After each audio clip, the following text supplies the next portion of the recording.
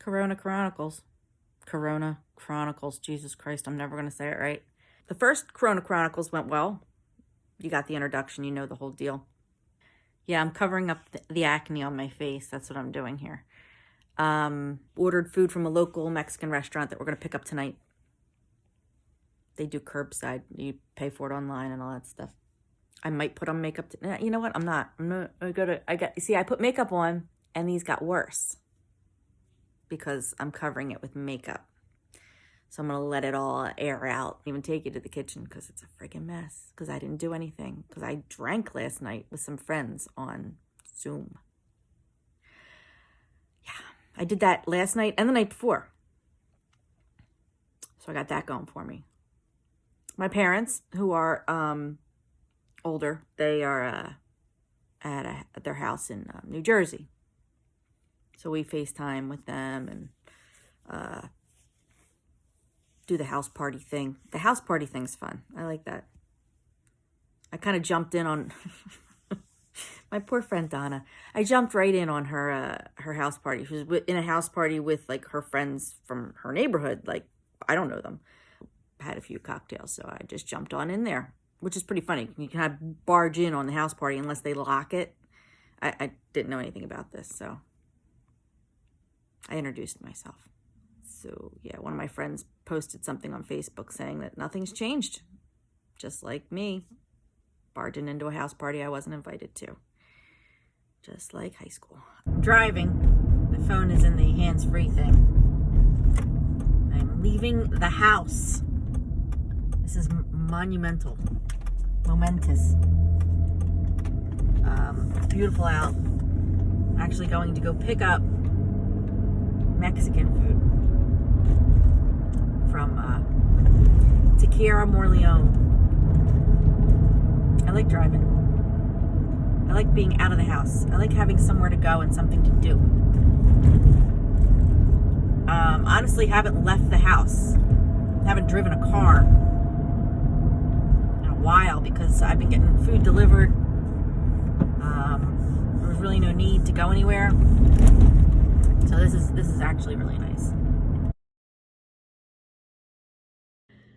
Just checking in. God help us. Yeah. So I didn't blow out my hair. I did get a shower, and this is what happens when I don't blow out my hair. It's just all curls, which isn't bad. I don't mind. No makeup. Sorry. I know you're all. It's a shame. It really is a shame. There are fucking protesters. They're protesting a virus. And you know, give me can't with these people. I can't. I mean, what the fuck? Nobody wants to be home. Oh my God, this is gonna burn. Hold on. Ooh, yeah, that's burning. Where's my plate? Hey, Ben! Your quesadilla's ready! Okay, so I put makeup on. I didn't even put makeup on. I just put some eye makeup on because, God, I am self-conscious about that shit. I didn't think I was. Oh, I have my headphones on still, too. That's how I listen to my books on Audible and Libby. Libby's the freaking library. If you have a library card, you can go onto Libby and listen to audiobooks. You can go and, check books out. It's really freaking cool. And it's free. Yeah, there's freaking protesters. Armed to the teeth. Not just armed, but armed with people-killing weapons. And that's the only reason they have those weapons, is to kill people. Because you don't use them to hunt. You use them to kill massive amounts of people in a short period of time. They're semi-automatic weapons. Why? Anyway. But they're protesting with those weapons. And they're walking on the Capitol steps of states to the governors that have declared, the social distancing lockdown. And they don't like that. So they're going to protest. Could you imagine if an armed militia of black men went and marched on a Capitol steps? Wouldn't end well. It wouldn't end well at all. These white guys can do it, and they don't even get a fine. Anybody else does it. You have Muslims. Oh, could you imagine? This world is fucked up. I mean, come on, man. What are you protesting? Nobody wants to be home. Nobody wants to be home. I don't want to be doing this. I want my life back, yes. But, I mean, we got to do what's right. I mean, you have people dying. Seriously? Yeah, protest. Go ahead. Go out and freaking The thing that gets me pissed off is they bring in their children. I mean, you want to be an idiot? Go right ahead and be an idiot. Don't involve your kids. I'm an idiot. I don't involve my kids when I'm being a complete idiot. I mean, come on. This has been a tough week. I mean, I've really, really tough. The nightmares, man. Yeah, I gotta get a therapist. I gotta find a therapist online because this is not cool. When I was pregnant with my youngest son, it took a long time to get pregnant with him, fertility treatments and all that stuff. I wound up having placenta previa, and I had to go into the hospital and remain on hospitalized bed rest because I was bleeding. And I was in the hospital on bed rest for 9 weeks until I could give birth because I kept bleeding and it wouldn't stop. So there was a chance of me bleeding out and dying. There was a chance of my son, who I didn't know was my son at the time because we didn't find out the sex of the baby. So there was a chance of my baby dying. And after that 9 weeks of hospitalized bed rest that I was on, my son was born. He was 6 weeks premature. He had to go directly to the NICU. He's happy, healthy 12-year-old, almost 12-year-old now.